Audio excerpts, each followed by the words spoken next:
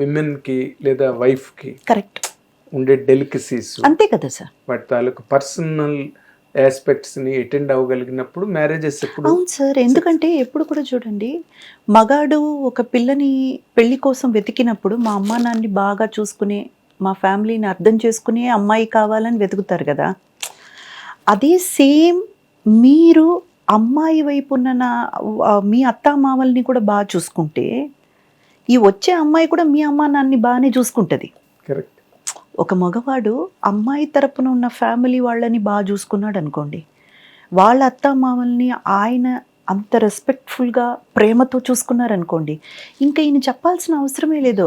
ఆ అమ్మాయి ఈయన 100 ఎక్స్పెక్ట్ చేస్తే 1000 రెట్లు ఎక్కువ చూసుకుంటుంది.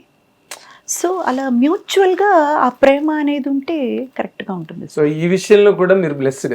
బ్లెస్సింగ్స్ నాకు నిజంగానే ఐఎమ్ రియలీ బ్లెస్డ్. మీకన్నా పెద్ద హీరోయిన్ ఎవరు నేను చూడలేదు.